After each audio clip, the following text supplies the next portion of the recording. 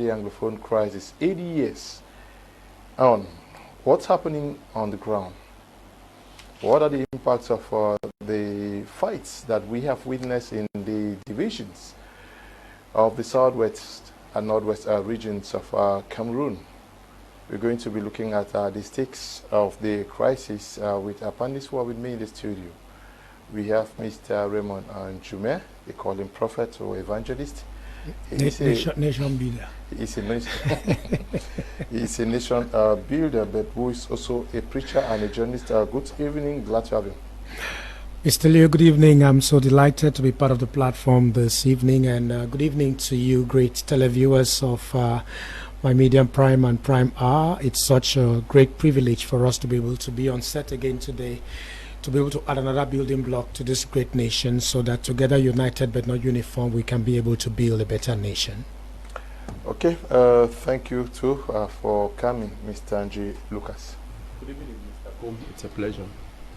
We also guested with one of us who is a journalist in the house, Tamai Travis. Good evening. Good evening, Mr. Kum. Special good evening to those who are watching us from Boya, the town of legendary hospitality, and of course the peace-loving people of Way Village, and those political stakeholders whom in their different ranks and files are trying to see that they make Cameroon to become the land of promise, land of glory and deep endowment forevermore.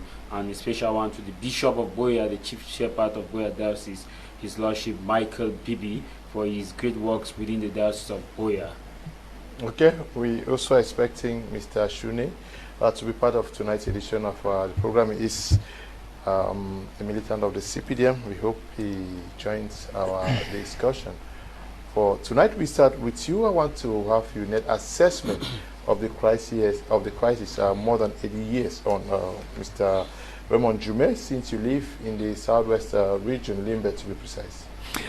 Yes, Mr. Liu, 8 years on, definitely a lot has changed in terms of the activities that we witness on ground, and like you definitely know, we have been part of the crisis. I have been used as a human shield before. I've been taken to the bushes twice, but as far as the Limbe municipality is concerned, we have been what I call the city of refuge as far as this crisis is concerned.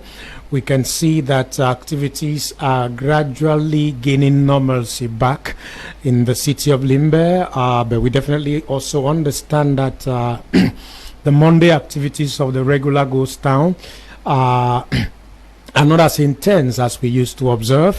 But we're talking about 8 years on and having this crisis. As far as I'm concerned, I think having this crisis for 8 years on is an indictment on the regime in Yaoundé, on the premise that 8 years on we are not able to resolve a crisis that is taking away the lives of many Cameroonians, displaced thousands, and at the end of the day, a cross-section of Cameroonians have become IDPs in their own country. And so it's also very much worrisome that if you told a military man maybe 10 years ago that you will be engaged in killing other Cameroonians, that military person will tell you, I cannot do that. I didn't take an oath to be able to kill Cameroonians. I pledge my allegiance to the green, red, yellow flag so that I can be able to defend the integrity of this great nation. But 8 years on, we are finding and seeing Cameroonians killing each other day by day. We are losing great potentials that God has sent to this God so blessed country. And so when you talk about us 8 years on, and we are getting that we are seeing Cameroonians killed every day. I remember last week we just got reports of bodies being displayed in the chief town of Bamenda after an assault on the military. And you ask yourself, for how long are we going to continue with this? And Mr. Leo, I think that the powers that be in Yaoundé have to be able to redouble their efforts in order to endeavor that we have an inclusive dialogue so that this senseless war which continues to kill Cameroonians will get to end. Because as far as I'm concerned, the Anglophone crisis is a political crisis that requires a lot of political decision and political will to get it to be addressed. And as such, the use of guns that we have seen over the years is not the solution. International community has admonished us, political stakeholders in the country have admonished us, and Mr. Liu, to think that 8 years on, a crisis that is tearing Cameroonians apart had not been discussed in Parliament also goes a long way to tell us that the regime in power is not very much intentional in terms of endeavoring that we have peace return to the northwest and southwest region. We have our brothers who are carrying guns. We have observed the display of many generals multiple times on call them on major streets in cities which have been killed by the military, and we felt that, oh, this may serve as a deterrent factor to help our other brothers who are carrying guns in the bushes to drop their guns. But I got really very much embarrassed. That should be in October last year, when some footage is surfaced on social media showing separatist fighters having heavy duty equipment, and the question I begin to ask myself is, where are we going from here? And so I want to beg the powers that be, because Mr. Liu, I also want to use the opportunity to give you credit, because for 8 years on, you have been talking and talking and talking, giving a platform for Cameroonians to come on board, propose solutions in order to endeavor that Cameroonians stop crying. And each time you realize that a Cameroonian is dead, or is being killed, or is being assaulted, and you are asking yourself, how long will this end? The other day I watched a documentary, I think it should be a movie, of one lady who it should be a movie, I think, about Abakwa, and when I saw the intro of somebody saying, hey, don't think that you can talk to us like that, we are just victims of a war, I begin to ask myself a question: are the leaders of this country apparently watching Cameroonians die day in, day out? And Mr. Liu, take it or leave it, history is being written. A question will be asked in the next 20, 30, 40 years. Who was the president of Cameroon when Cameroonians were killing Cameroonians? Who were the members of government when Cameroonians were killing Cameroonians? And who were the elites in the northwest and southwest region when southern Cameroonians, in the northwest and southwest region were being killed, and little or no effort was being made in order to endeavor that this bloodshed is brought to an end? Mr. Liu, I'm hoping that the leaders, as I say all the time, will be able to have mercy on us and have mercy on Cameroonians. So at the end of the day, we can be able to build indeed a nation where we can call it the land of promise and the land of glory. When you say little or nothing has been done, have you not spoken enough? Have you not made calls enough? And why is nobody paying attention to the calls you've made severally?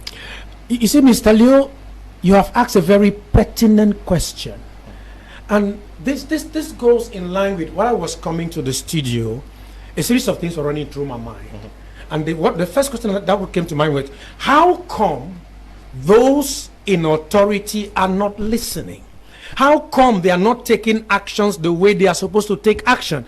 And of course, I remember on this platform we have held accountable a cross-section of our elites multiple times. And I was telling my brother immediately we got into the studio that the way the architectural network of the parties in this country are structured, especially the ruling CPDM party, it makes it in such a way that those who are representing the party at national level, at regional level, don't have roots. And because they don't have roots, they can't be able to use the leverage of the roots that they don't have to be able to defend the interests of the people. Because take, for instance, look at all the political elites in the northwest and southwest region. You will tend to discover all of them were appointed. Appointed at the level of whatever committees for their party, and then they are saying they are representing the people. Most of them never carried out grassroots politics to get to the helm of authority where they are. And so when you ask me the question, how come we are talking and calls have been made and these people who are the major stakeholders aren't listening? Okay. It has to do with a conscience, Mr. Liu. Okay. You see, one thing which is obvious is our inaction to many of the pain of Cameroonians is lack of compassion. Okay. Yes, but the mayors were elected. The senators were also elected, as well as the the MPs, they were all elected, ministers and others were appointed, but others were elected. Your net assessment of what is happening in Northwest and Southwest regions more than 80 years since it took off? Yeah, for the last 8 years, I think it will be good that we pick out exactly what is on the ground. I want to be very pragmatic. I think for the last 8 years, I've been fortunate to go to both regions. I've moved to the Northwest, I've been in the Southwest region, and I can now talk about the conflict. I've been in the Northwest during lockdown days, I've been in the Northwest during ghost town days, and I live in the Southwest region where I witness these days almost every week, of course, which is very normal. I want to look at the crisis and the conflict, because we have the issue of the crisis and we have the conflict. The conflict, which we all know, is between those who want to secede the country and those who are managing the country. And the crisis is those who are sent to manage those who want to secede do not have any connection with them. Rather, they have resorted to be big businessmen and women. They use it politically as a political weapon on others. The crisis in the two English-speaking regions for 8 years, which of course today I was able to see some motorcycles that would ply the roads, looking at where I am coming from, which of course, if you go to 7 years ago, it was a no-go area. If you moved to 5 years ago, it was a no-go area. The crisis at this moment, if you look at places like Tiko, Mutengene, and some part of Boya, today you have more taxis on the road. But this does not make it what it is not. That is, the people at one point, they have decided that they want to live their life, whether they are killed or whether they are alive. This is what is happening. Like we got the case about a month ago in Bomaka, where some taxi drivers were actually killed by men suspected to be the non-state armed groups. However, these are the things that do happen within the two English-speaking regions, where you now have increase of kidnappings for ransom, you now have increase of police brutality, increase of brutality by men in uniform. I'll go back to a few days ago, what happened in Boya particularly, where some uniformed men, particularly the police and the gendarme, were involved because of the crisis. They had to hold a young man at a certain hour, and whenever they hold you at certain hours, they are quick to tell you that if you don't comply, they will tell you that you are amber. I witnessed a case around the mixed control check post in my 16, where a gendarme officer called a girl who refused paying attention to his call, and the next thing he did was he told the girl that I will have to tell that your brother is an amber. And at the end of the day, of course, you know what happens. Amber is a name which is equivalent to death or sentence in prison, that you may not know when you have to be released, or in some cases indefinite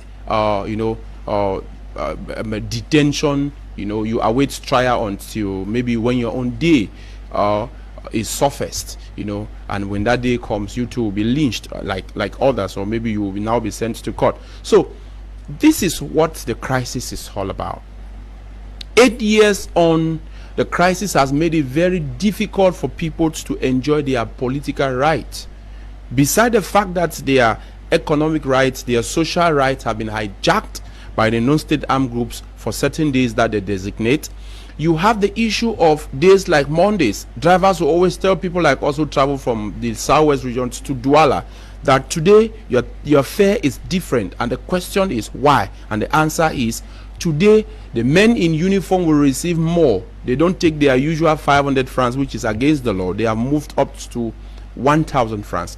Today in the two English-speaking regions of Cameroon, if you look at, because of the crisis, today if your son, your brother, or whosoever is detained at the level of the gendarme or the police, the next thing you hear is we don't longer take 25,000 francs for illegal bail, which they receive. It is now 50,000 francs CFA.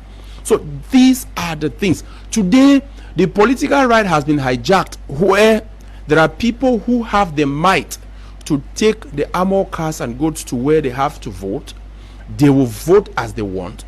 And others who do not have this might to vote, they have no space to actually vote. So 8 years on and 8 years counting, these are some of the things, these are some of the sad realities that we now go through in the two English-speaking regions of Cameroon, the northwest and southwest regions of Cameroon. So the conflict, in a nutshell, is helping no one. Okay. Because rather it has made people who are now into what I call transactional security, which makes it obvious that if I need protection and I cannot afford it, then I will not have protection. It has made it in a way that those who understand, because what is happening, which is what beats me a lot, is the fact that the people have the desire to vote, but because of the war, there is a party that is taking advantage of its military might, its daring attitude to be where they have to be, which of course not everyone. Today in the English-speaking regions of Cameroon, polling stations have been brought to a particular location where they group all, they bring them to a particular location. Today in the English-speaking regions, particularly children who lives in Muyuka, they don't write first school and GCE in that area. Of course, you should not forget that despite the number that wanted or that sat for GCE in Lebialem, they wrote in Chang. So today, this is what we experience in the English-speaking regions of Cameroon, where a child can no longer write his GCE in Isu village. If he wants to write that exam, he must go to Houre, the divisional headquarters, where it is said that you have maximum security. So for 8 years, this is what the people in the English-speaking regions of Cameroon are living. It is indeed a situation that calls for attention. Yes, a lot has been said. The question is it that deaf ears are what we have? No, it is the lack of political will and the transactional elites that the people have, who of course do not have any touch with them. Like Mr. Njume said, it is obvious, Mr. Kum, that if you pick someone from Yaoundé and make him a leader over a people he has no touch with, no matter what he does to you, he will give you a report that he will falsify because he wants to maintain his or her position. But if you talk about a report that is truly reflecting the people, it is difficult. And I remember a famous friend, a doctor in the University of Boya. He said something some weeks ago, that the conflict has come to test community life, that your ability to live within your community has been tested, and everyone who fled, everyone who is fleeing, of course, these are people who do not have anything to do with their community, but they are trumpeting they being leaders of the community. Okay. Chamuso Francis Trini is watching us from Kopo Bayangam. Chisap is watching us from China. Acha Diodune says, greetings, Bishop Tumenta. Good evening to you. You're watching us from Delaware. Angala Evelyn is watching us from Suza. You have been to the Southwest and Northwest severally. You have done documentaries. You've talked to most of the stakeholders. And 8 years on, were you expecting to still be talking of this at this time without finding a lasting, without the conflict being resolved? I will tell you that 8 years now, I was not expecting that we'll still be at the talking about the crisis, because I understand that we have intellectuals at both sides who will definitely understand one thing, that we are looking at humanity, because whether we like it or not, it is Cameroon that is feeling the heat. Whether we like it or not, it is the generations to come that will feel the heat. And when I look at the crisis, it pains my heart when I ask myself one simple question, that when we as a people, when we as leaders on both sides, because it's both sides, when we as leaders of both sides, when we listen to the beautiful rendition of our anthem, how do we actually assimilate, or do we just sing it just to say, okay, let's just sing it? Or do we see that we sing it because it reminds us about the foundation, about the very fabric under which we should stand? You remember that every nation is defined by the anthem. In fact, the summary of the anthem of a nation tells you the policy of that nation. Now, let us look at the Anglophone crisis 8 years. 8 years ago, we thought that this was something in 2016 that will just come and just pass by. When we realized that, okay, the Prime Ministerial Committee that held in Bamenda, that was announced that it would take place in Bamenda and in Yaoundé, will resolve the crisis at the preliminary stage. That was in Bamenda, we had Paul Gogomo, and in Yaoundé, we had the Ministry of, the Minister of Justice.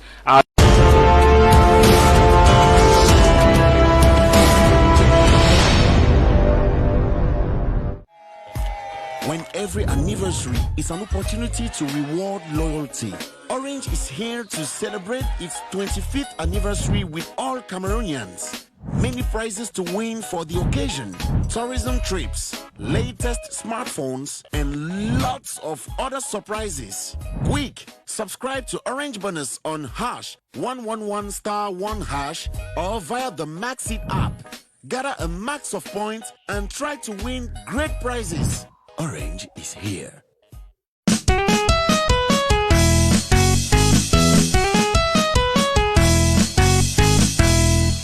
For human vanity, then there will be peace, serenity, and we will be bound to sit on a table. And he said, but when our love for human vanity outgrown our love for humanity, then there will be no peace.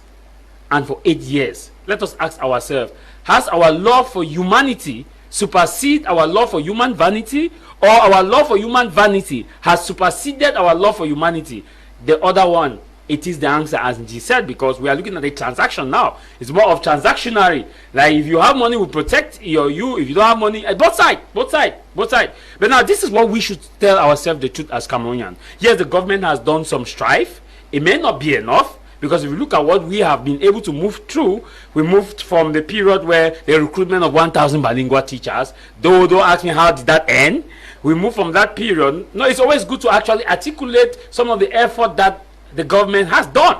We moved from that period. We now move also from the Bilingualism Commission that was created. We moved from that, now we went now to what was called the redeployment of teachers and to their region of origin. We moved from that, we thought it would resolve the crisis. It did not resolve the crisis. The crisis went forward. We now say, okay, let us appoint top ministerial positions on Anglophones to top ministerial position. That will be redistribution of the positions.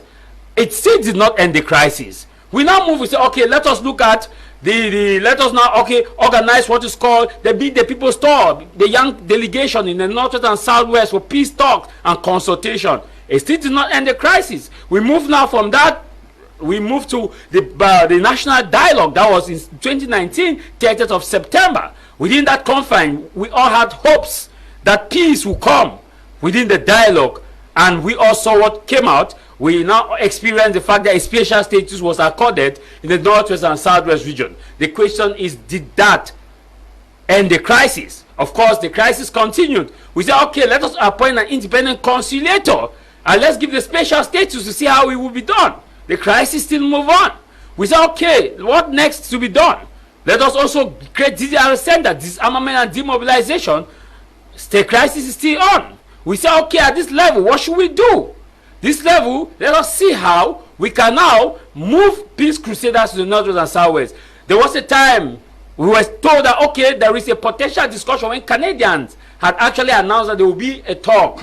At the end of the day, it was cancelled and both parties shy away. The question we should ask ourselves, what needs to be done that has not been done? For the past 8 years, we moved from the voices, we moved from our voices, because it started with our voices, it moved to the voices, it moved to those voices, and now it is graduating to those terrorists. These are the trajectory to know that we are in a kind of we are between the devil and the deep blue sea.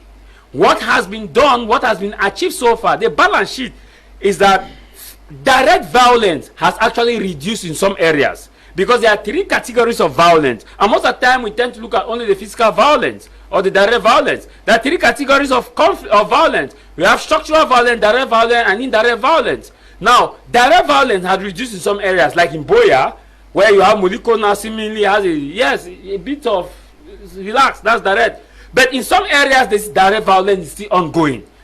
Like in Muyoka, you go to Makanga, some areas, they are still in Bamenda. I was in Bamenda, that was 3 weeks ago. You could feel it.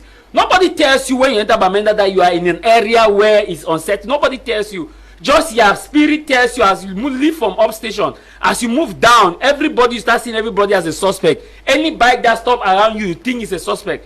That is normal. Now, we are moved from that direct violence. We are not in a structural and cultural violence in these areas that we don't have direct violence. And what is structural violence? Structural violence is that kind of violence where some people think that they are more superior than others and that everything needs to be given to them, that you need to give them everything rather than giving or providing to other people. And that's structural violence. And when you do that, you deprive other people of basic and much needed commodities. Now you have cultural violence. Cultural violence where some people believe that by virtue of their tribes, they are more superior and they have the deciding factor. But now, in the Northwest and Southwest region, as we are looking at this crisis 8 years on, the government has tried its best, but the question is, I always ask this, what has some of the separatists done in terms of abetting or reducing this conflict to some level? Because some still say they will fight to the last man standing. Some still say schools should not resume.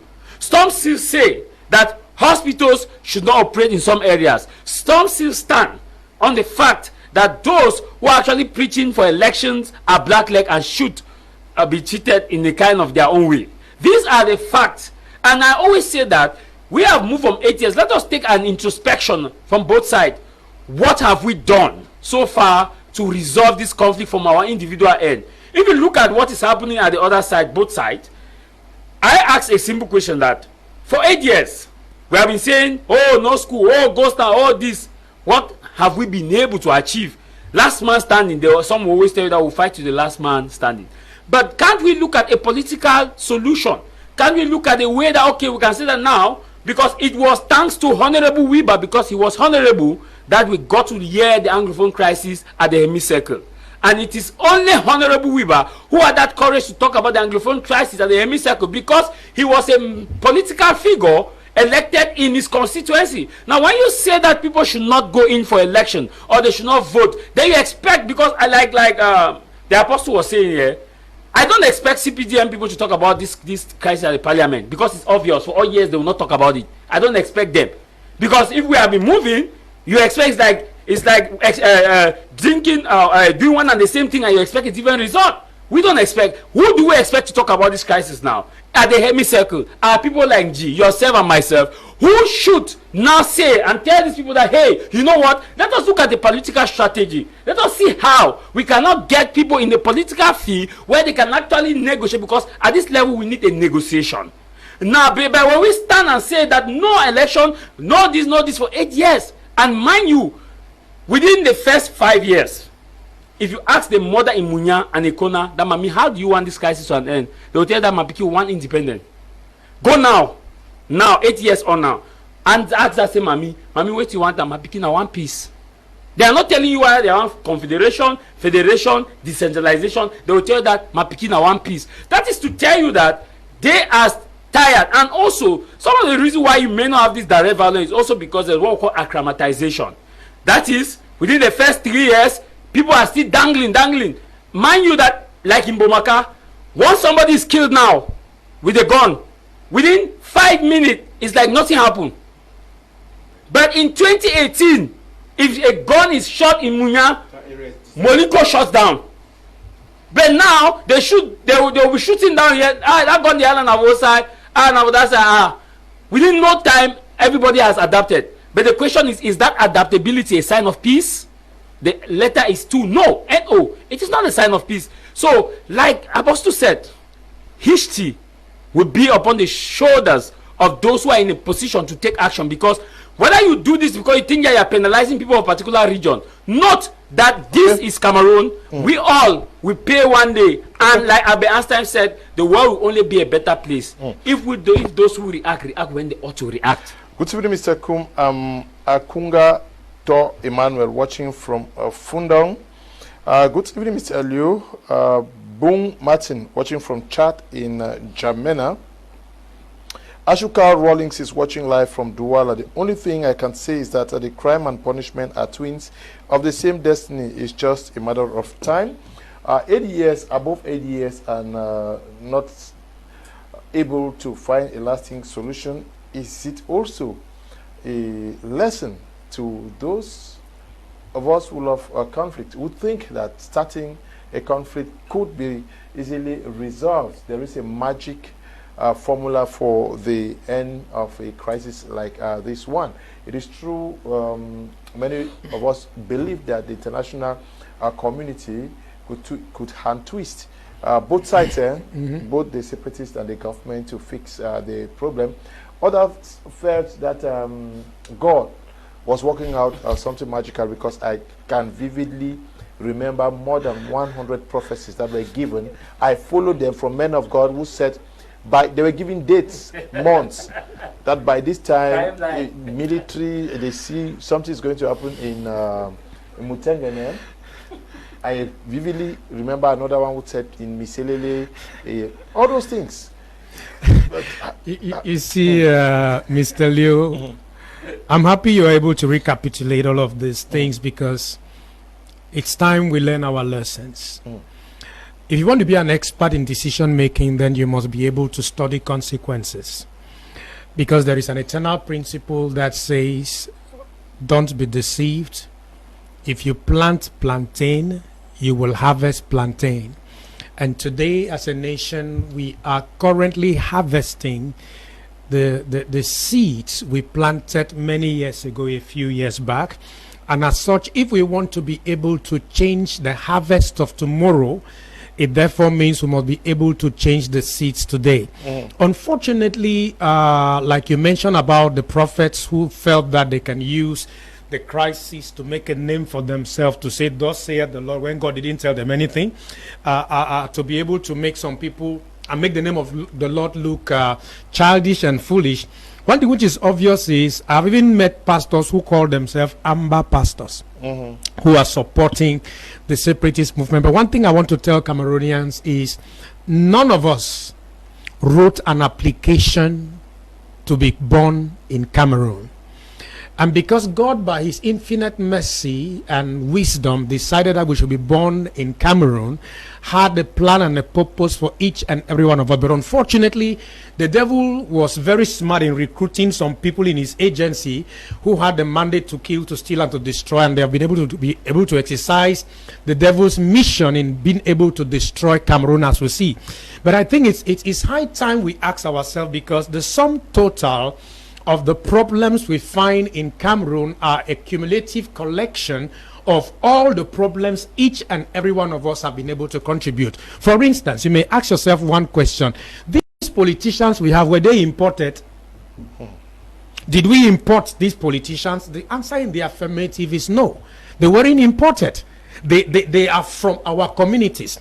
They are our tribesmen. They are our church members. They are our schoolmates. They are our classmates. They are our friends. And if at the end of the day we find ourselves where we are, the question we should ask ourselves is, how have we been able to contribute in building a better society? And have we been able to contribute in the current crisis we find ourselves?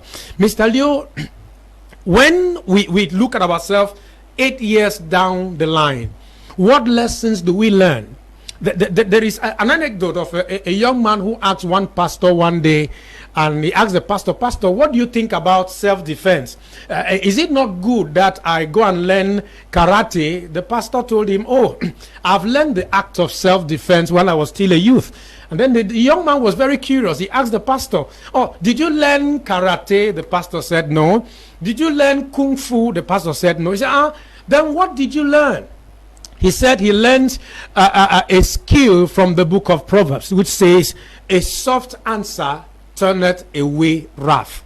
You see, Mr. Leo, we are where we are today simply because some individuals felt that because they had the might of the state, they had the might of the military architecture of the state, they can be able to use it on Cameroonians.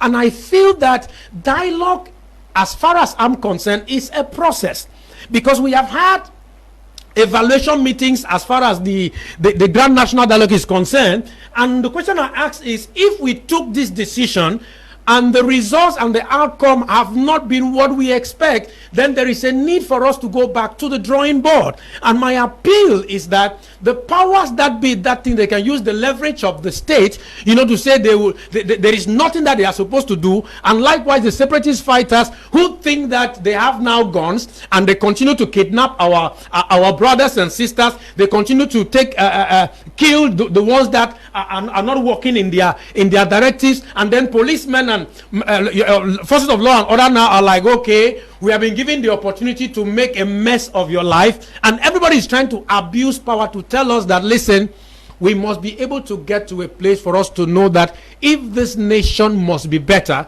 it is not only the responsibility of elected and appointed officials, it is the responsibility of all of us as Cameroonians to put our hands on deck and say, where did I go wrong? What amends can I make? And what should be my path moving forward, so that together, as I say all the time, united but not uniform, we can be able to chart a better future for this country. Because at the end of the day, I am trying to ask myself and ask the state of Cameroon, how many billions have been spent to buy armored cars for this crisis?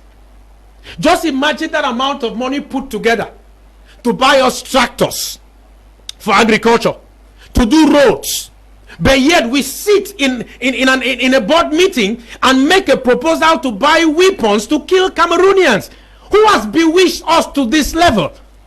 You get it? So I'm trying to say we should be able to tell ourselves enough is enough, and have mercy on ourselves, and be able to see how we can be able to say enough blood has been shed. Because remember, Mr. Leo asked on this platform, the quantity of blood that is required in correct, as we say in pidgin English. What is the quantity required, so that we should know? Because we cannot continue doing what we are doing. Is, I think Exploiter said, you cannot be doing the same thing over and over and expecting different results. We should be able to tell ourselves it's not working and ask for help. And let me say this. You see, the one who makes peace, the one who seeks for peace, is not the one who is weak. It's the one who has strength. Are you understanding? So I'm trying to simply say, as far as this crisis is concerned, separatist fighters have done a lot of harm to us. But you know the good news? The good news is that we may be good at doing the blame shifting game. But the last time I checked, when we do blame shifting game, it doesn't solve the problem. Let's be able to take responsibility in doing what is supposed to be done.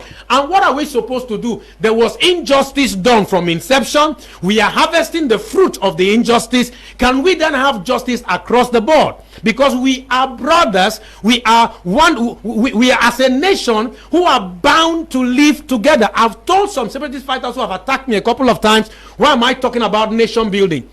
We should be able to have our own country. And I tell them, listen, the very foundation of this country is for us to become a united but not uniform country. You know why I say so? Each time I look at the banner of the Fumban conference, it says how pleasant it is for brethren to come together. That is a biblical reference. It means that there was joy for us to come together.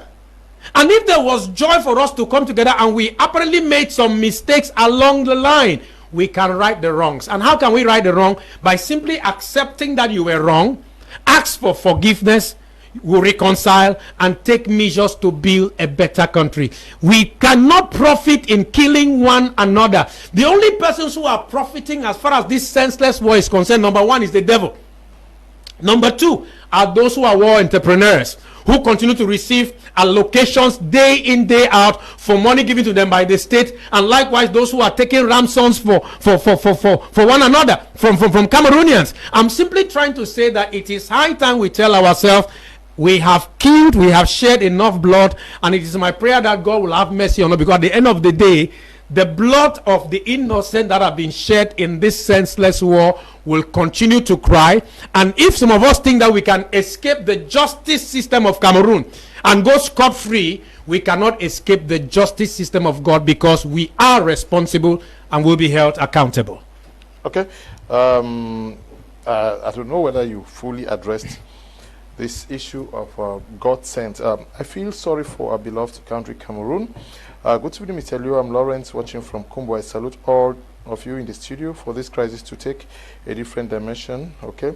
So for now, the inclusive dialogue without inclusion. Okay. Mr. Kum, once more, good evening to you and the panelists. The crisis is not ending now. Cameroonians don't have this country at heart. Nobody is looking at a peaceful Cameroon in future. Leaders are looking at their positions and money. Well, it is said that with God all things are possible. We are watching. Good evening, dear. Okay. Hello, Mr. Leo and panelists. I'm Vero Senze, watching from mile 5 in Quen. Good evening, Mr. Leo and crew. Efang Celestine is enjoying and watching from Beme. Good evening to you guys in the studio, watching from Equatorial Guinea. Hope is writing from Boya. Greetings. The Anglophone leaders abroad are wicked. Ojoku, a maker of Biafra, fought for 3 years, but when he saw the consequences, he stopped the war to reduce the deaths of his people. Evening, Mr. Leo. I'm Agu Alain, watching from my 3 Limbe. Really enjoying the program. Kudos to all the panelists. Good evening, sir. I'm Roger Nge Lunga, watching live from Boya. Interesting program. I love it.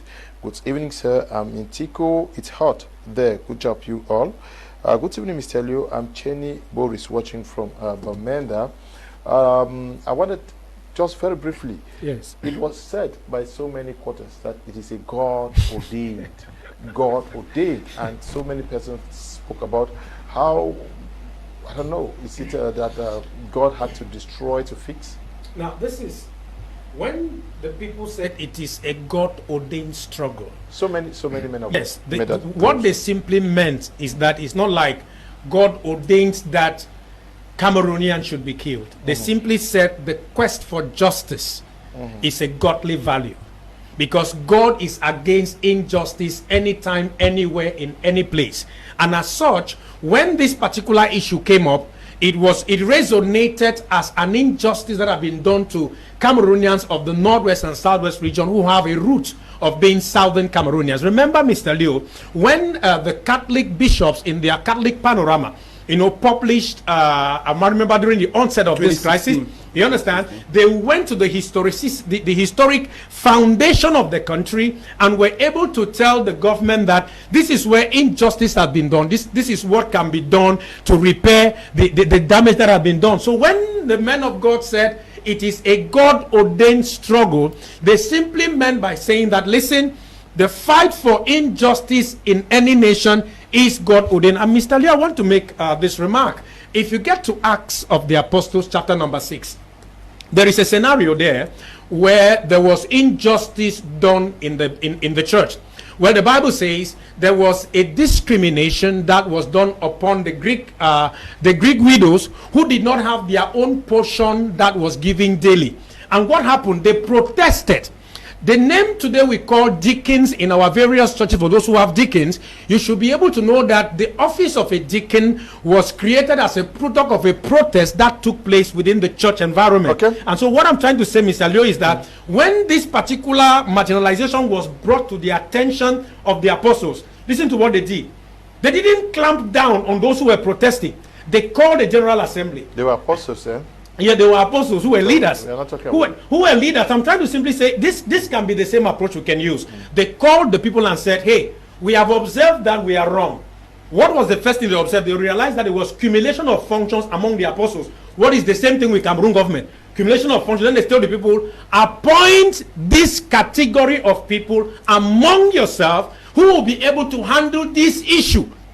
And when they appointed the people by themselves who will be able to handle their own affairs, the Bible says the church grew mightily. It therefore means that when you hearken to the aspirations of the people, and the people are able to make the churches and make recommendations for themselves, you'll be able to have peace and reconciliation. Okay. Efforts to put a definite end to this crisis, very difficult to come by. We've seen a very sluggish regard from the international community so far. Even African nations seemingly they behave as though nothing is happening in Cameroon. Yeah, what would explain such a posture when we know that at the beginning almost everybody was interested in what is happening in Cameroon? It's all about in international law, we talk about sovereignty. Cameroon is a sovereign state. Okay. Cameroon decides whether to seek support or not.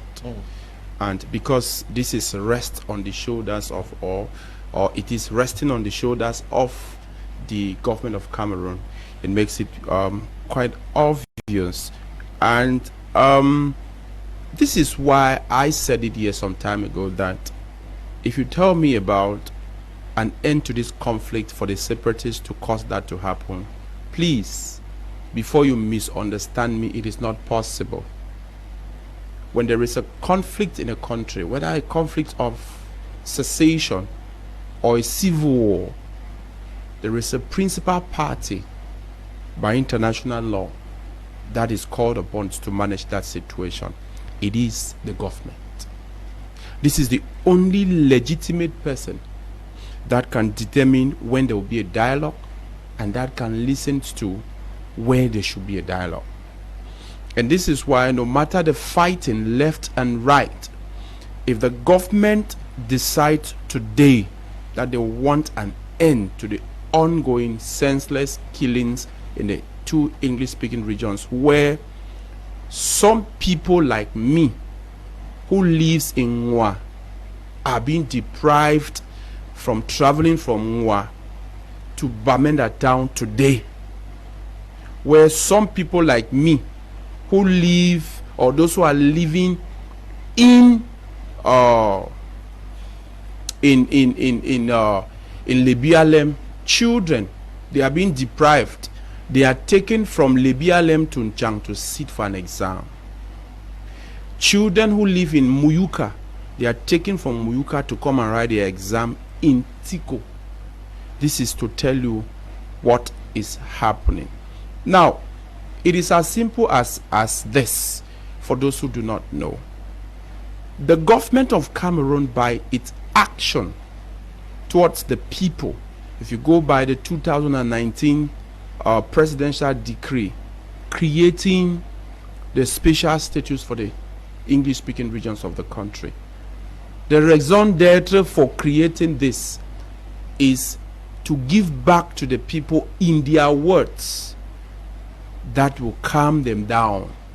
But the question is, it is obvious that when the House of Chiefs was actually put in place by the head of state, I always tell people it was a validation of the fact that the people of the English-speaking regions of Cameroon are correct, they are right when they talked about marginalization. The creation of, the special status package, as I always put it, it is obvious that it only came to certify what the people said. That means the person who has the solution, the principal person who brought us to this untold suffering, for those who do not know, lest you misunderstand me, the government of Cameroon. The untold suffering on the people is coming from the government of Cameroon. Which means, if the government wants an end to this today, it is going to be. That is why when the government said, we don't want doctors without borders, they did not hesitate. Except that, Prime, I will take exception on what you just declared, that the government brought the untold suffering. You're giving the impression that it is the government that has brought all the killings in the northwest and southwest regions. You may continue, but that's not the posture, because there are two sides to the conflict. Yes, of course. Now bringing everything is like it's the government that bought guns and gave people to. Yes, before then, this is what I said. Now, imagine I pick up a mobile belonging to him, and after some tussle, I said, this is the mobile I collected. No matter what happens, he is going to consider me the cause of the conflict I have with him. Because if I had not collected his mobile, then refused that I did not collect it, we wouldn't have had any of the above. If he knows of the consequences of engaging you in a fight, would you still hold him responsible, or isn't there a better way of addressing it than to engaging in what we now live? Of course, if you put me as a peace crusader and as a human rights defender, I will tell you that I will not go for fighting. But the question is, does everyone have my temperament? No. For example, if we go back a bit to help understanding, to look at what happens to the lawyers and the teachers, they were comfortable, especially the lawyers. They did not come out, they were not on the street, you know, they never picked up guns. But some people thought that to sympathize with them, it was only good that they should fight for them, which was that which the people had in their mind. But if you talk about the lawyers, that was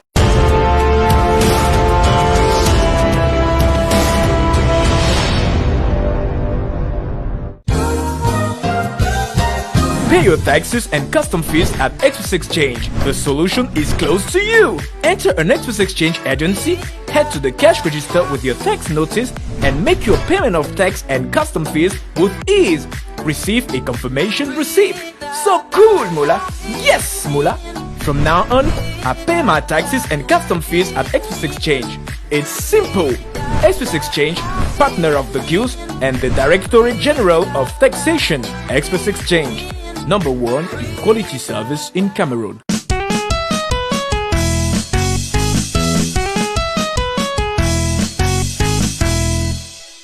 the ECOWAS. We saw that in other countries. The ECOWAS will come down immediately. Either they make a very strong statement as concerning what is happening because they understand the impact.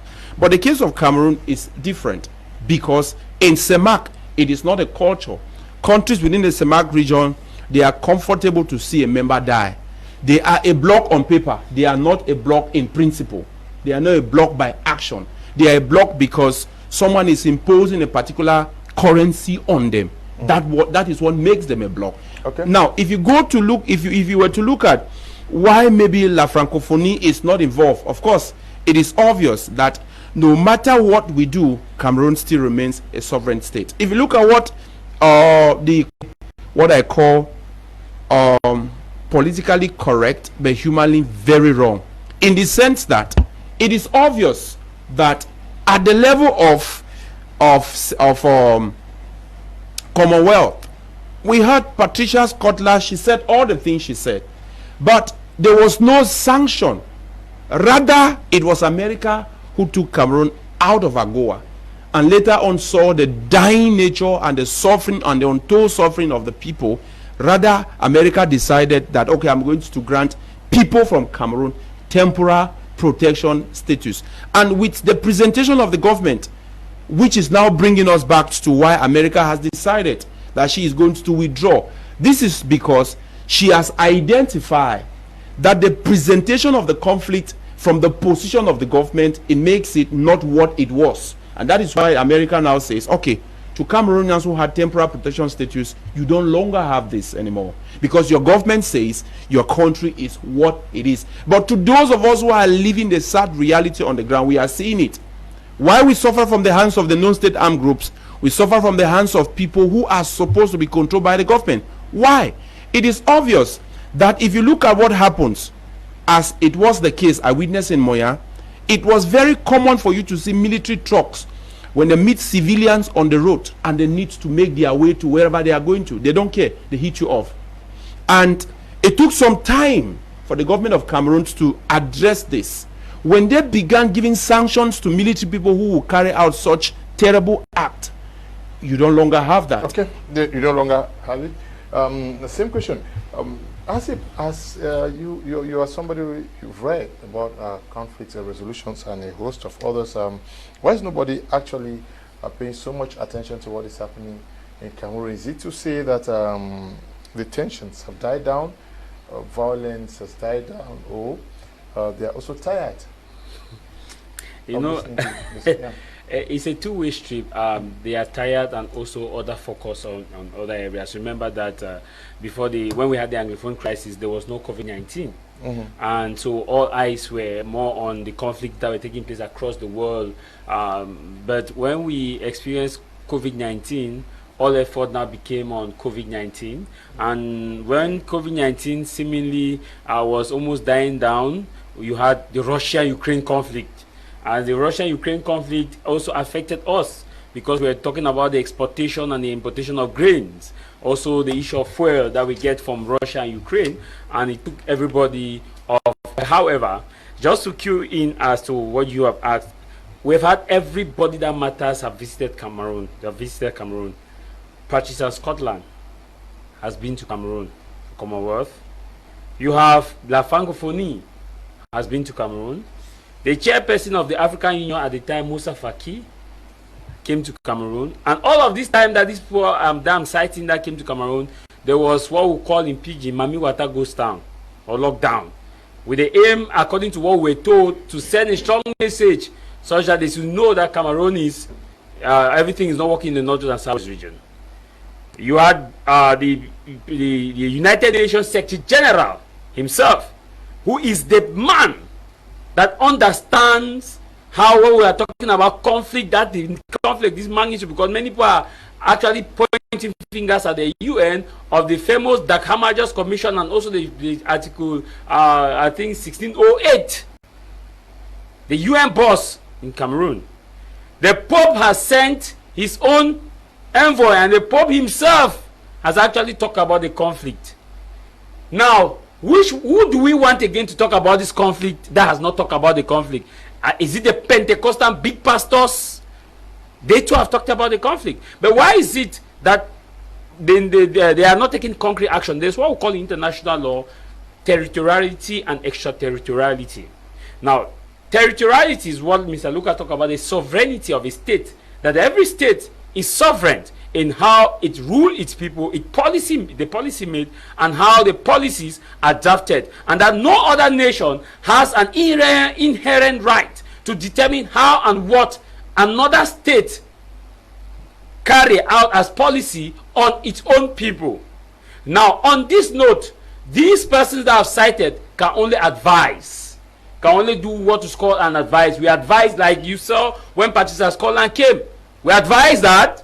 We were actually told when UN person was coming, Secretary, we were told that UN is coming to divide Cameroon from the other side of the eye. We were told that, as in fact, UN trucks are already here. And like you said, some of the men of God who had prophesied said, this is what we told you. We told you this. Now, but when UN came, what did they do? They advised. Like Lucas said, the onus of who resolved this conflict is in the hands of the principal. And the principal here, when it comes to conflict, is the government, who has the big share of resolving the conflict. Now, if you look at all this, the territoriality is what has made these people. Like you see, the United Nations, the United States of America issued the United States of America Congress had written about this. They wrote, but what they are limited. The only thing they can do is to impose sanctions. And what could these sanctions be? This sanction could be on bilateral relationship that Cameroon is sharing with America, or Cameroon is sharing with the House of Commons in the UK, or Cameroon is sharing with Canadians, or Cameroon is only on bilateral relationship. And they cannot tell Cameroon that as it stands today, you must negotiate. The only best way they can do is they will respect your sovereignty or territoriality. However, this is where now the principle of extraterritoriality comes in, the aspect of terrorism, the aspect where you see that there is an act that is taking place in this nation that may affect my nation directly or indirectly, like what America does, like what America did in the invasion of Iraq in 2003, the March 20th invasion in 2003, where Bush said Saddam Hussein had nuclear weapon, and Saddam Hussein had WMD that will be used to attack America. And because it was a threat to America's sovereignty, the issue of extraterritoriality was revoked, and America acted on that principle of extraterritoriality. And this is the same way that Cameroon is acting on the principle of extraterritoriality, to say that we have identified, because extraterritoriality principle states that if there is a citizen in another country that is causing mayhem or his activity is affecting your home country, you have a right to prosecute that citizen following the laws that are established in international frontier. And that is why you see the government is using this principle of extraterritoriality to subjugate some of the sponsors of the separatists in America, that this is what the international law said. And that's why you see some of them, like Ayabacho and the rest, are being held in investigation, because whether we like it or not, this nation have that principle. That principle of extraterritoriality only involves prosecution of people that you see that are threat to your own nation. But now to say that these people, the international community, like all these people have cited, why is it that they are not acting? They can only advise, because the principle of extraterritoriality doesn't give them the direct hand to say that, hey, this is what you earn, this is what you do, this is what you don't do. So at this level, the onus of resolving this conflict, it is in the hands of our elected officials, and also it is also in the diplomatic hands of these non-state actors. Because in as much as we are saying that the onus is on the government, also there's what we call a push and a pull factor. For example, me and Apostle here could involve in a verbal exercise. And now, if I realize that I am a small man without much contact, he is someone with much influence, it is very normal that I pipe down my rhetoric to build a pull factor for him to actually mitigate or calm down the tension and see how we can renegotiate. Look at what happened. We missed a window of opportunity when the Canadian peace talk was about to take place. Instead of the separatists to just hold their line and see how the process goes through, we saw how some came and said Canada must change the language they have used and put it at the state of this, that. And this now provoked the government to say, hey, you know what? I cannot be talking to resolve a conflict, and you are imposing and calling. And Canada, the error that the Canadians did was that they went and changed the word that they used in favor of what they had been asked by a separatist faction to do. To not even have control over a particular area. So you see, that was now what killed that dialogue. And that's why we're saying that, like you have rightly asked, the answer is simple and clear. Because of the principle of sovereignty, because of the principle of extraterritoriality, which is itself in the big complex, these people cannot give Cameroon a direct order on solving the conflict. The highest they can do. And remember, there's also what we call the official policy of every nation. Now let me take you, like when we started this program, I talked about the anthem. This is why America gets involved in anything that they do. American anthem, there's a lyrics there, a rendition that says that they conquer we must if our cause is just. They conquer they must if their cause is just. And if they see that something that you are doing in your country puts their nation at risk, they conquer they must, because that cause is just, and this be their motto: in God they shall trust. And you look at Cameroon, and that's why I keep saying that if we sing our anthem as officials in Cameroon, what do we hold? Because a beautiful anthem reminds us of the fabric. Oh, Cameroon, cradle of our fathers. What cradle as we are giving within this nation? Is it the people who are being kidnapped on a regular basis? Because as we speak, we have crossfire. Okay. Greetings to the crew on board. We are live with the program in Ginicom. His Holiness Pope John Paul, writing from Ginicom. Good evening, Mr. Leo. I'm Boris, writing from Berman, the center board. Okay. Good evening, Mr. Leo and dear panelists. Sir, if Anglophones are killed every day, who is killing them? Who bought guns and gave them to the boys in the bush? Abdul Joda, writing here. What, according to you, is the key responsibility of the diaspora and what they can do in also taming the conflict? Yes, Mr. Leo, it goes without saying that if we are currently in the situation of killing and counter-killing, the diaspora has contributed enormously. We know the famous names, even the aspect of the famous Gary Master who gave instructions for the hands of CDC workers to be chopped off. And so the diaspora has a responsibility in terms of turning down the rhetoric on the premise that when they say they will buy guns and doing fundraising, local government upon local government to do fundraising to buy guns, to give to who? They are in America buying guns for Cameroonians to kill Cameroonians. And this is what, you know, Mr. Leo has gone a long way to embolden a cross-section of our brothers that are in the bushes. But from my personal experience, for those I've had time to talk with, these guys don't really want to divide Cameroon. I remember a video came up a few days back, I think it was reported on one of the blogs, where the picture of His Excellency President Paul Biya was seen in the home of a separatist fighter. And the question that was begging for answers is, why will you have the picture of the President of the Republic in your parlor or your living room, and you are carrying a gun against the government he appoints? It simply tells you that people are simply disgruntled about the injustices that have been recorded over the years, and all they are asking for is for better working and living conditions. And so those who are abroad, who see a crossing of the amenities that they are seeing in foreign countries, and also having an understanding that with all the endowments that this country have, if we just have an enabling environment for good governance, they will be able to come back home and have a better country. It is left for them to be able to say, maybe use diplomatic tools to be able to mount pressure. Because you asked a question to Jarvis a while ago, and this also has a backdrop on it, because when you study the international space, Mr. Leo, the world is in chaos.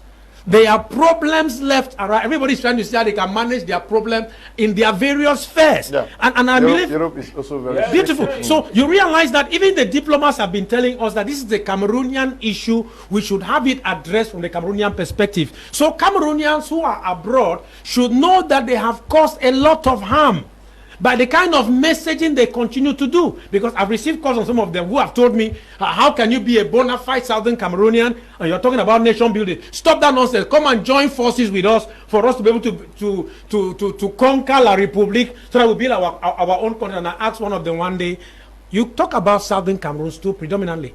Why have you not been talking about British Northern Cameroon? And it's like, what you concern you? They are comfortable where they are. I said, no, listen. If you admit and accept that our brothers of British Northern Cameroon are today called Nigerians because of the fact that their fathers voted to join Nigeria, then you must admit the fact that because our fathers voted to join our brothers east of the Mongo, that we are Cameroonians. And therefore, if we admit that we are Cameroonians, then we shouldn't. I made a statement the other day, and one builder came and told me, be very careful. See, if the foundation of a building has a problem, you don't destroy the building. You reinforce the foundation for the building to be able to stand. It is of the truth. A series of things have gone wrong in our nation. Do we then put the nation on fire and start back all over again? The question, the answer to the affirmative is no. We should be able to turn down the rhetoric, because even the Bible says, blessed are the peacemakers. We can't continue to fund the killing of one another and sit back in Europe. We said children do not go to school when our own children in Europe are going to school. We would have simply told the Cameroonians, as you see us like this, I am in America. My children are not going to go to sympathize with you. But we watch videos, we see pictures of people attending graduation ceremonies of their own children and asking us in Cameroon not to allow our own children to go to school. I'm trying to say, our brethren out there, you are our brothers. You are a gift to us. None of us applied to be Cameroonians. God just chose in His sovereignty that we should all be called Cameroonians. My appeal is that even if you are angry, the Bible says, be angry and sin not. Okay? And what does it mean to be angry and sin not? It means that don't go about destroying what you could preserve. And the killing of lives is what we can never gain back. So any idea of you wanting to take another life and making strategies to take another life is a great call for concern for all of us. And like my other co-panelists said, it is high time, like the bishop said the other day, that peace is not gotten from the graveyard. Let the government in place be able to sit up and say, we have done enough. And what is baffling me, Mr. Leo, is that all of our government officials are either in the mosque or in the church. Or in traditional meetings. Or in traditional meetings. Yes. And the question I ask all of them this evening is, number one, in the church, the God we serve in the church does not promote injustice. In the mosque, He does not promote injustice or violence.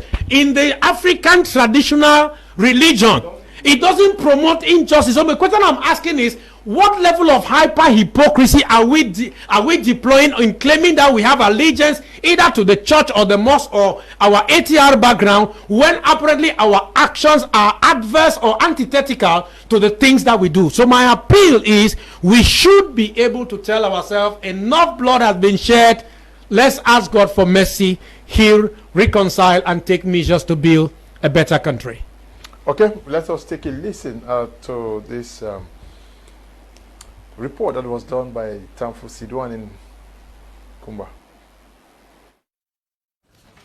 Former evangelist Ndim Joel, who was famously known as Phil Mashamilipid, one of the pioneer youths to take up arms against the state of Cameroon when crisis erupted in the northwest and southwest regions of Cameroon, was presented at the explanade of the Meme Divisional Office in Kumba on Friday after he dropped his weapons on Wednesday. We have succeeded to advise him to come back home, to leave behind all the killing, all the useless things that they have been doing.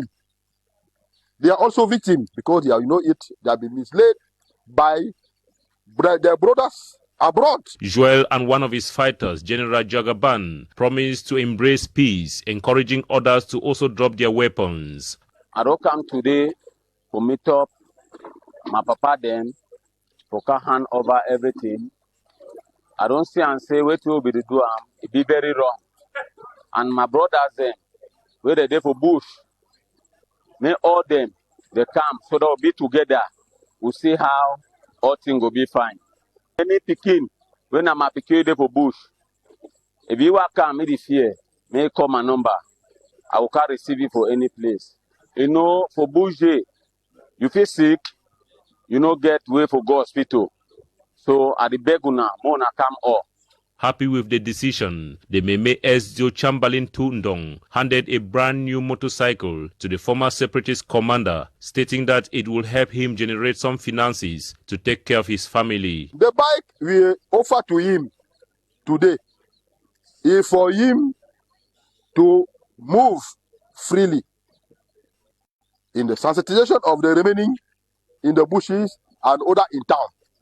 But the most important with the bike is that leaving the SG office before getting to Bisay Junction, he going to have already his 1,000 in the pocket for him to go and sit around Total Bonjour to eat goat meat pepper soup and drink manyam. That means the bike is an immediate job that the state is giving to them. He also promised that those still holding guns should be confident that they will be free if they make a bold step to stop fighting. Those remaining in the bushes, and what he said, to come back home, to come and hand their weapon to the administration for them to be free. A good number of war weapons belonging to the former separatist commander were also presented to the administration. Field Mashamilipid and his fighter General Jagaban will be taken to the DDR Center for transformation. It should be noted that in his fighting days, he commanded Mbonge Subdivision in Meme Division and extended to some parts of Ndian Division, still in the southwest region. Many persons are actually not believing this story. You say you met him when you went down for a documentary shoot down there? Yeah, this guy was one of the guys that actually stopped us at around Kwakwa, around the Strait of Kwakwa and Akebole. That was 2021 or 2020 when we had the documentary. So when I hear people were saying that this guy is not an Amber, I was laughing because these are people who have not gone down there. These are people who are sitting in their offices in abroad or sitting somewhere, and by emotional experience, they just want to say, no, it's not an Amber. But when you see an Amber drops a gun, people come and tell you, no, the Amber cannot be fresh like this. No, Amber, they expect. So the truth is, this guy, as you have seen, this guy, one of those who actually stopped us when we were going towards that area. And when people are saying that it's not Amber, I just laugh because, like, we have had a lot of cases where you see Amber come and drop their weapons, and people will say no, they are not Amber. But on this case that this person stopped us, that we saw with the people that were along that road, you could see from their faces how dreaded they are. Then somebody comes and tell you that no, this guy is not Amber. I think Cameroonians are not fools, and at that level, the SGO will not be fully himself to that level to say that okay, this person has surrendered. And some other person came and said, oh, you see that those are stage government. Stage how? Stage how? When we sometimes we see on social media how sometimes they brandish their ammunitions, how they brandish it, and now when we see that, we say, oh, it's fake. Fake how? Okay. What would push these guys? Because more and more they are happening. I just did not want to get what I have, to see them surrendering, and there were some killings in. Was it in Mamu recently? Of this guy who was one eye. They call him Commander Luther. He was killed alongside some other guys of. Is it Fako Mountain Lions? Okay, Fako Mountain Lions. Yeah, what would push somebody who has been in a fight for over 80 years to come out publicly to drop his weapons? I think a viewer contributed there a while ago and talked about Ojukwu. Yes. Yes, that when Ojukwu observed that his people were now dying during the Biafra War, 3 years later, he said, "Hey, let's retreat." Things like this are normal. We have seen in Israel, in Afghanistan. I think a general or so was replaced by Netanyahu, the Israeli prime minister, because of his position. We have seen this in Iraq. We have seen this in Ukraine. Of course, it happened in Ukraine within the very first 2 years of the Ukraine war. Several persons were replaced. Others left their post. This is because people have a period they have set out to achieve a particular goal, including the military. Like we have equally seen young Cameroon military who have defected. Yes, they have defected, and some even fled to Dubai and to other countries. So the call by the president that if you are a non-state armed group and you want to lay down your arm, okay, this is what you have to do. I observe with some very worrying expression the pronouncement of the divisional officer for Meme when he talked about a motorbike that has been purchased for him so he can take it to live his life. Then I start raising issues that how possible is it that someone who have lived a life that had to do with people going through difficult moments where people could not have access to their farms, their cocoa farms had been seized, he has eventually made himself the lord of a particular area, and when he comes and lay down his arm, all the divisional officer could say, probably he did not mean what he said, but as per the report, we heard the divisional officer saying that a motorbike has been bought for him so he could use it to do whatever, or maybe to get in maybe something to do to generate cash. But I think that the head of state and what he said is that if you lay down the arm, you should be sent to DDR center for a transformation. You need to be rehabilitated, because except this rehabilitation is complete, it is not possible for you to be reinserted in the community, because two things are bound to happen.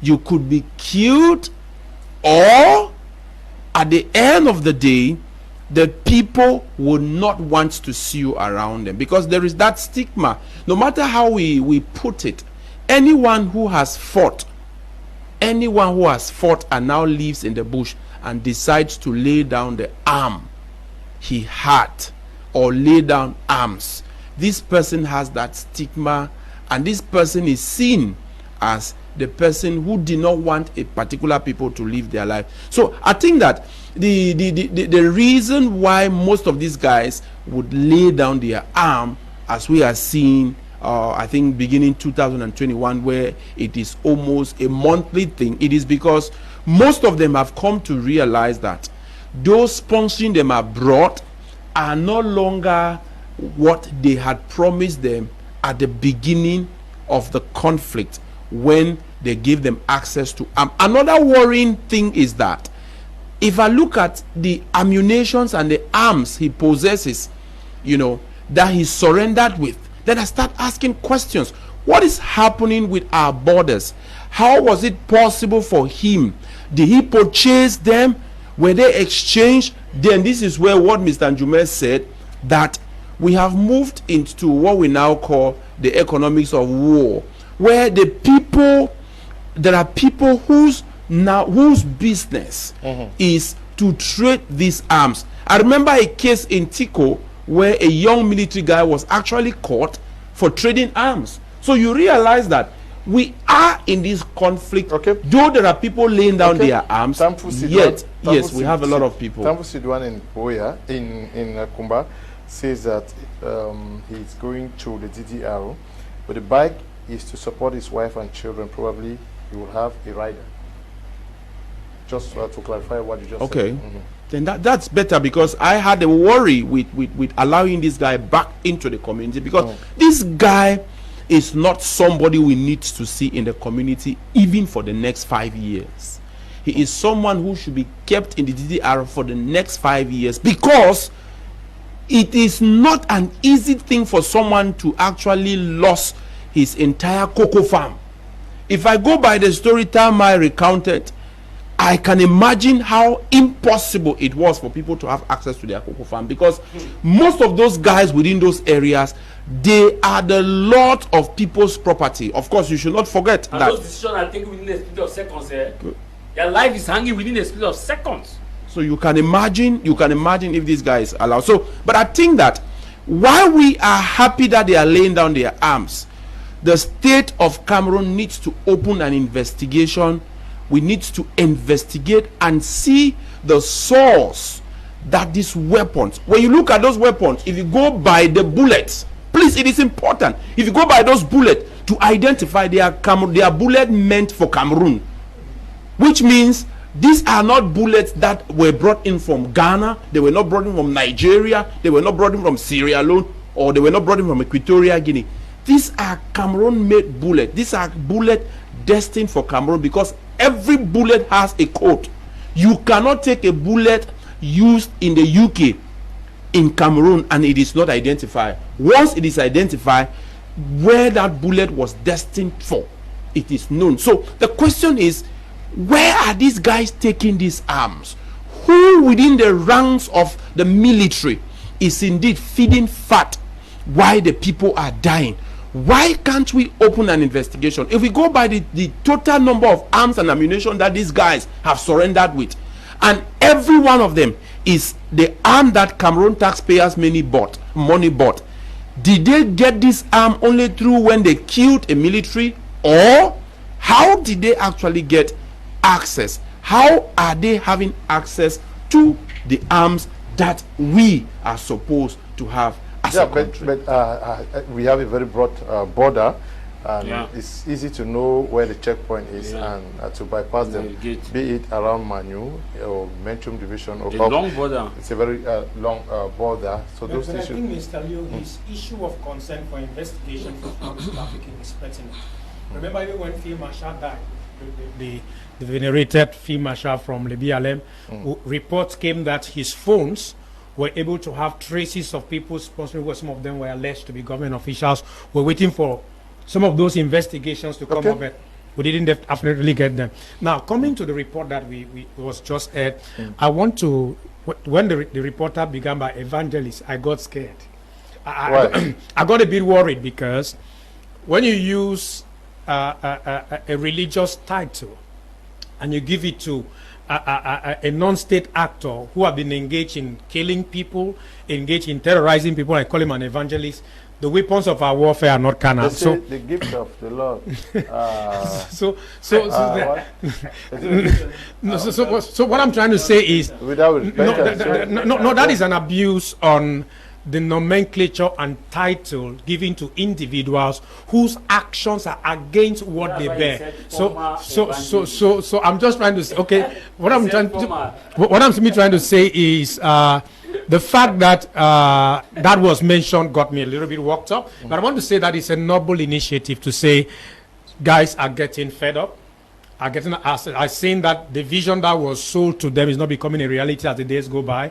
And we have I know a couple of separatist fighters who just left the region where they were and moved to other towns.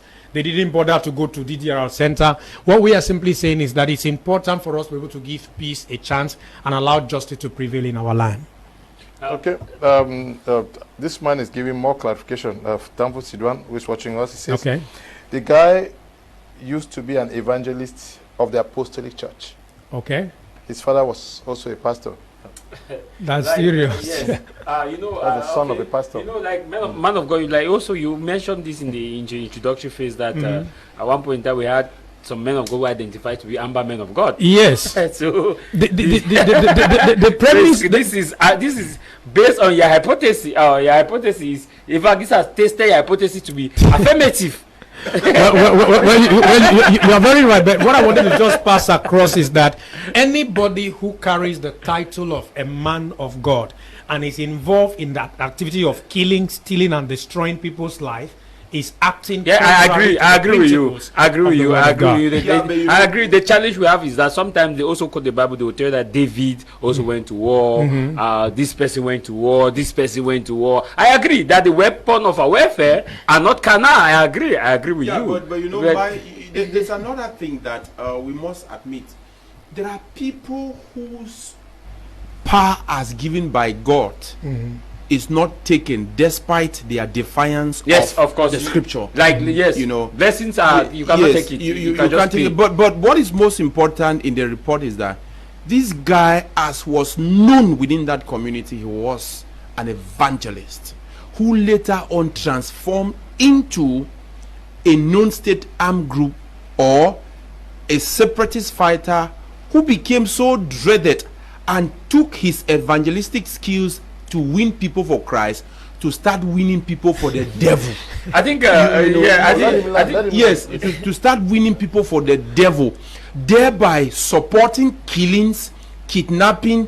You know, he became so covetous that the farms that belong to people within that particular area were no longer in their control. So he left that aspect of being the evangelist for Christ to become the evangelist for the devil, which I think his evangelistic skills, on the other hand, also played a lot on the people. Let me tell you, the truth is, people quote Jesus a lot that he came to the temple and scattered things, especially when certain pastors want to carry out certain very harsh act. They'll tell you that Jesus did this. And some will tell you that I am doing this because Jesus did it. And that alone gives a lot of attention. There are people who are quick to see you. For example, there are children whom this guy lured because they believed that if an evangelist, a son of a pastor, and could also come into this conflict and pick up arms, then to be affirmative for your hypothesis, it means it was now God. So people like him, under normal circumstances, like if you put it vis-a-vis the Cameroon law, where if someone charged with the protection and has an offense from that, his own punishment is double. Become an aggravated circumstances. These are people who under normal circumstances should receive a double punishment because it is aggravated, given that several children who could never imagine of picking up arms, they picked up arms. I think we are giving him much publicity, but the issue is the act of dropping arms is very important, because if you look at the Nigerian Biafra Civil War that started in 1967, ended just within 3 years, was because the leaders saw that it was practically impossible for these to move forward, and looking at the way in which the people of the Biafra were being subjugated to inhumane treatment for the sake of humanity, let us down our arms. And that's why we are making this appeal that for 8 years now, let us ask ourselves the question, as a people, what have we achieved as a people? As per community, what have we achieved? I can list plethora of issues that we have actually lost and which is affecting us. In the next years to come, if this continue, the Anglophone population will be totally assimilated, where it will be difficult to identify who an Anglophone is and who a Francophone is. For example, there are people, those of us here already in Douala, we find it sometimes difficult to speak in English. The children that have been born here, they are purely, some of our children that are in Douala, they are purely in French. Now, because the areas that they ought to study cannot actually take them of because this is insecurity. You also see a situation where the cultural value that we used to have in our different localities, it has not only died down, but it is making life also miserable for the locals who used to benefit from economic activities. For example, when you have cultural week in the villages, it was a moment for a cultural retreat where people leave the towns and go to the villages. The hotel, you see the hotel, the businesses. For a week, the village is booming. On holidays, the village is booming because people have come to the village to express it, and people take their children back to the village to understand these cultures, to see how these masquerades are dancing, to understand. But now, for 8 years, I can tell you without any iota of doubt that this is actually lacking in our communities. Also, the issue about the cultural value of venerating our death or those of our fallen compatriots in our culture. The Northwest had that cultural inclination that you cannot bury a son or daughter of the soil out of the region of origin. That's why in the Menchum or Way village where I come from, if somebody dies in Douala, even if that person has a mansion, that person will be transported back to the village. But let me tell you, in the advent of this crisis, we have had chiefs that have been buried out of their homes. The culture is now fading away, and we ask ourselves, where do we stand? We also stand a high risk of losing, because the Northwest and Southwest is a touristic side that have not been developed and ought to have been developed, which should be more. For example, Nemenchum 4 is a good touristic site that if you look at the Ministry of Tourism, really plan that very well. It can be a good site. Look at the Bengui, look at the Twin Lake. These are areas that you can develop. You move across Northwest and Southwest, you have good touristic sites that you can give good money like Dubai. But we cannot exploit those services now. Why? Because the guns are busy, the guns are up, and we think as a people that we lost again. And I keep telling those who say we'll fight to the last man standing, and I tell them the same question. Let us look at Colombia. The FARC rebels in Colombia, did they achieve what they ought to achieve? No. The FARC rebels fought for 20 years. See, now they finally did not achieve. What did they do? They moved to a political movement. They decided not to take a political route, and that's why I'm calling to those who are having arms that, my dear brothers, 2025, it is the political year. 2026 is another political year. The power you have for Ghost Town, use this power to mobilize people in the Northwest and Southwest region. They should register massively. Look at the political leader that can navigate. Yes, a political leader that can navigate, that can actually negotiate their way to the parliament. Because if you don't do that, you will actually pave the way. Today they are saying, oh, parliament is not talking about Anglophone crisis. Parliament is not talking about Anglophone crisis. When SDF had a power, had some substantial amount of parliamentarian, we saw what happened. There was a time when SDF took the rushroom and said, oh, they go Kiwi tire. Hey, they go Kiwi tire. When they were talking about the Anglophone crisis. But when the 2020 election took place, parliamentary election, SDF lost its position because in the Northwest and Southwest, they said there should not be election. And those who had Amos Khan, like Ms. Angie said, navigated their way on Nicodemously, went and voted and defended themselves. And SDF taking power. They took all the seats in those key areas. So SDF now lost its power of negotiating. No. We are 80 years into this struggle. The international community is not coming. We've waited for so long, and also the government is sticking to its outcome of the major national dialogue, because from time to time we have meetings that are held, chaired by the Prime Minister, to evaluate the implementation so far. What should be the posture of Anglophones who still believe that we have to fight till the last man standing? You see, Mr. Leo, when you have perceived oppression in your community by an institution, and you want to be able to demand for a change, resistance is supposed to be on a constant. And the resistance have different approaches. And we have been able to observe that the approach of guns is not what is tenable. I remember vividly when this crisis started, when Agbobala and the rest said, okay, as from Monday, Ghost Town. All of Northwest and Southwest was on Ghost Town. I remember government making efforts to fight the Ghost Town till today. The ghost is still haunting us. What I'm trying to say is that my appeal to government is, you have seen that the decisions you took, the consequences or a follow-up of the actions are not producing what is expected, have a change of strategy. There have been a great call for inclusive dialogue. And one thing that baffles Mr. Leo is that His Excellency, the President of the Republic, made a statement the other day during the Russia-Ukraine war that mediation and dialogue are tools that must be used in resolving conflicts around the world. I remember the other day, Zelensky getting into the White House. They couldn't come to an agreement. It was rescheduled. What am I trying to say? The actions that have been taken by government have not yielded the results expected. Therefore, let there be a change of strategy to be able to hold another dialogue, that will be able to have other actors come in place who are inclusive stakeholders as far as this crisis is concerned. That has been the wish of even all Cameroonians. I remember when we had the Canadian press release.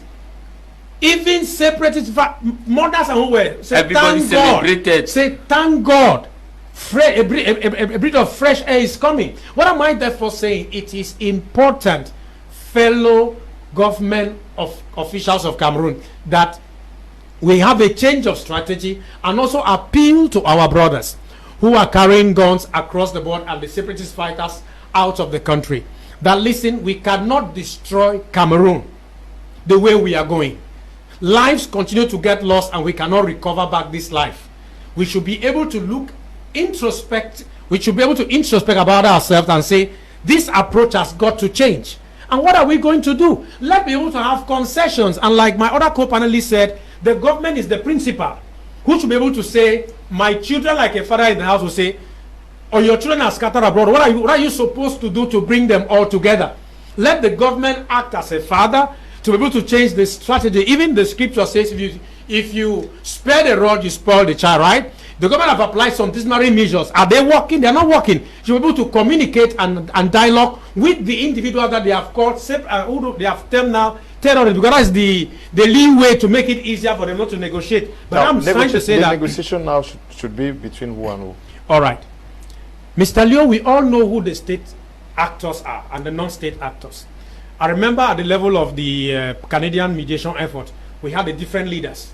And even right here in Cameroon, a lot has changed, because you look at the posture of someone like this Capo Daniel before the Canadian talks and what he's talking today to the other persons who have changed camp. Yeah, I agree with you, Mr. Leo. Who are those key persons that, if they were to ask you, the government after this program says, Mr. Njume, yes, can you name me 4 persons we should engage in dialogue with? The guys that are in prison. The guys that were the face of the dialogue that are currently in prison. Ayok Tabe. If these guys come up and Ayok Tabe, Dikin, Tasang and the rest, if they come up and say enough is enough, we have killed ourselves, let's be able to chart a way forward as a united but not uniform country, I can tell you these guys will be able to have more. What if they were to come out and say we are sticking to our program, separation or nothing? What would you do as government? No, of course, the government would definitely want to fight like the Taliban did and had the edge over the United States of America and took over the country. That's exactly what the government would do. The fact is, we have evaluated those abroad and those in Kondengi. Those in Kondengi, as per the time they were leading, why being free people, the level with which the leverage on the people, the level with which they had some moral authority over the people, cannot be compared to those who are now living abroad. It is obvious that those in Kondengi would be better if we could have a proper conversation. But I'm a bit worried, because severally we saw on Mimi Mifo's page where statements were made like, they have made me in prison to talk with me. I think this was coming from Ayok Tabe and a few others, who said their positions are not changing with regards to what the government of Cameroon wants to say. So this is where I have worry. I think that, as I've always said within the context of politics, that the electorate is key. Let us face the fact. If we go back to 1961, please, things did not go well. If you go back to the Bamenda All-Party Conference, beginning from Mamfe, things did not go well. Though things did not go well, yet we had the pre-conference talks in Bamenda. And things still did not go well because there were parties that were not present, yet we went to Fumban. Which means we will never get to that place where things will be all well. We must learn how to make compromises and think about strategies that will give us leverage over what we have scored today. The problem here is that we want to focus on the things that we have achieved. I believe that for the president to decree or create the House of Chiefs that certified the conflict, for Macron to make the statement he made, it certified the conflict. For America to remove Cameroon from AGOA, it certified the conflict. For Patricia Scotland to say the thing she said, it certified the conflict. That is, it made it well known that yes, there is a problem. But the issue right now is that if we capitalize on the fact that there is a problem and we all want to be Lord without thinking of making compromises, then we will be on this, we will be in this conflict for the next 30 years. Okay. So I believe that the only option we now have, I'll go by what Tamai had said. I asked a friend some days ago that after the conflict, have you thought of what next? The only thing that will be the next thing to do is that only true political parties that do resonate with you and I can change the situation in the two English-speaking regions. Which means if at this moment we are not thinking of putting up a political party that will take us across, the government in place has all the minerals. I am giving you from the point of fact as per countries. Has all the minerals that they can mortgage. They can go to any bank in the world. As long as oil is still flowing in Zian, they will have it. But if we use political party to circumvent the government's effort on us, we would have had it better. And that is why the M23 or the FARC rebels of Colombia, all they thought of was to come about this. Because no matter how we play it, we need to talk some sense into the heads of Julius Tabe and co, who are in Kondenge, that at this moment we do bear with them, that they have spent so many years there, but we are heading nowhere. If you remove all in Kondenge and we still stand on the same position that we want to secede, the conflict will be there. Okay. So I think that all we need to do at this point is, why not have an Anglophone elite party? Therefore, a party that brings in all the factions of the Anglophone, all the worries of the Anglophone, and we say we want to identify with people that will take us through politically. I believe that we will have a solution as concerning this. Now, I asked this question, that can you name 4 or 5 persons that the government will say, if I engage, negotiate, like you are talking about negotiated settlement, this is going to come to an end. You said the best guys are the guys who are in prison. Are you the person who said? Yeah, I'm the one who said you it. said so. Yeah. It is true that the prison also has saved them from some of the things that others have faced, challenges that others have been faced with. But the core question is, how much hold do these guys have on the guys on the ground today? The issue is, that's the problem. The issue is, because you could still negotiate with them, but if they don't have a hold on those who are fighting, if those who are in the diaspora come to the northern and south, they will be kidnapped. No, they'll be kidnapped. No, some of them will be kidnapped. Second, let me briefly. Second, those who are in prison don't understand the realities now on the ground. Let's be very honest. How this can happen? The president started by granting amnesty, general amnesty to all those who keep up their arms like we are doing with the DCDR. First, start by giving the amnesty. Second, when you give the amnesty, those who are fighting, grant a general amnesty. When you grant a general amnesty, it lighten the country, lighten the mood, and make people now to start, parents now start putting pressure on their children. Hey, go drop that arm, go do it. Second, identify the key area, work with the senior divisional officers in these key areas. Each village should pick what we call those who can represent them in that place. You go to FACO or to a particular, like Bomaka send one person, this person send one, delegates per each opinion leaders per each key areas. You raised the issue of those who are in close. Yes, because these delegates per each area can best tell you how this conflict can be resolved in their own locality.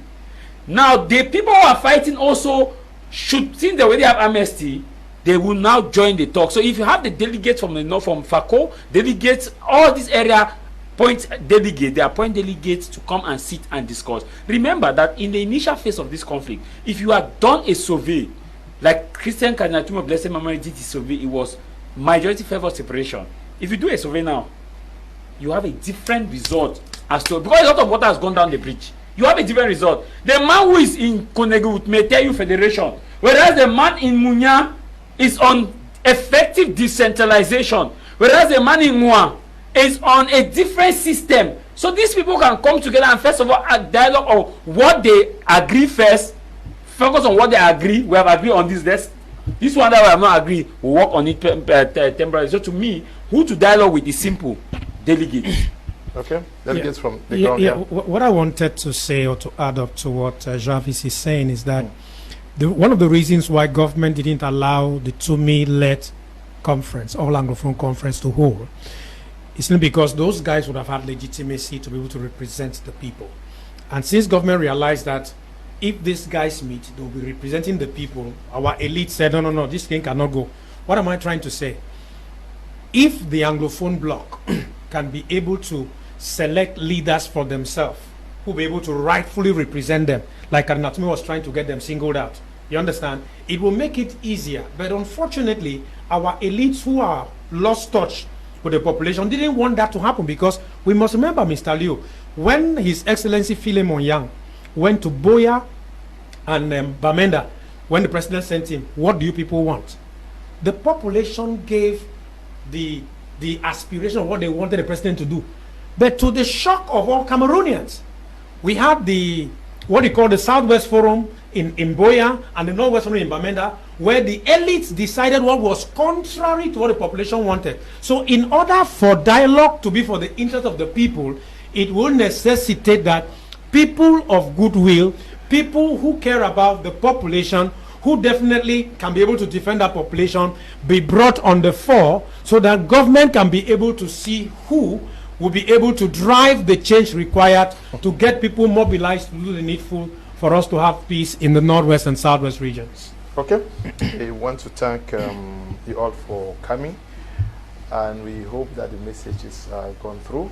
You've been educated, but so many persons have written today that once again I should start talking about the Anglophone crisis, because seemingly it's been kept in the cupboards. Nobody's talking about it. So in the course of the program, many persons are writing that, Mr. Kum, we want to hear more and more about what is happening in the regions and for the Northwest and Southwest regions. Thank you for coming.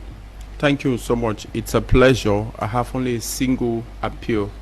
It is time for us to think about what next.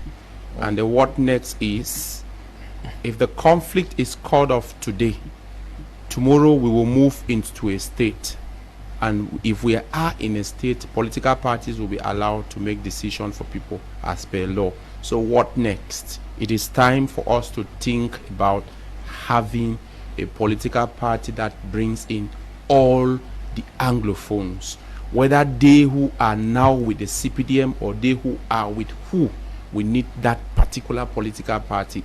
And this is going to go a long way to solve the problems of the people of the two English-speaking regions. The facts have tested, it is working, and I tell you, it is obvious that if we try it here, we shall also have it work with us, and it will solve more of our problems. Okay. Good evening, Mr. Liu and crew. Let us do the right thing by looking at the root causes of the problem. Follow the truth, and it will go Well, yeah, this is what somebody says, and many persons keep saying we should go back to the root causes. But should people die? Should the Northwest and Southwest empty itself until we get to the root causes? That is always something that I always love when somebody talk about the root causes, because like I said before, if you did a survey before, you have a different result 10 years ago. If you did a survey now, you have a different result. Time moves. Let us look at what is working now. Let's look at what is working now. Humanity is but a single brotherhood. As there's an Arabic word called American, which says that humanity is but a single brotherhood. Make peace with your brother. So my appeal is that we should not be talking about let's go back. Let us look at what can work now in this contemporary society. We are in a changing landscape. Things are changing. The world is moving to a changing position. I want to say that when we look at let's go back, we are missing the point. Dear brothers and sisters, people are dying. It could be you, it could be me, it could be anybody. There's nobody in the north and south region who is still there out there that have not lost someone directly concerned. Some people have lost breadwinners. Some people's life has changed dramatically. Should we continue to die more? And some of those who actually are saying that let's go back, they are not even in the north and southwest region. Some of them are living very well. Some of them are probably in diaspora, who are not feeling the effect and the pain. Those of us feeling the pain will tell you, even some of those who carry arms, some of them are even fed up with this system. So I want to wish good evening to all those who have watched us, and also a special one to the Bishop of Boya, His Lordship Michael B. Okay, thank you too for coming. Yes, Mr. Leo, I'm grateful for the opportunity. I just want to appeal to all of us Cameroonians. We have a nation to build, and it is incumbent on all of us to do what is right so that we can be able to guarantee a bright future for our nation. And I want to let you understand that that decision you must take, because you and I are responsible and will be held accountable. We have no other nation but the Republic of Cameroon, and my burden is for us to be able to love this country. And I asked the question the other day, if Cameroon were your company, how will you manage it? If Cameroon were your child, how will you treat it?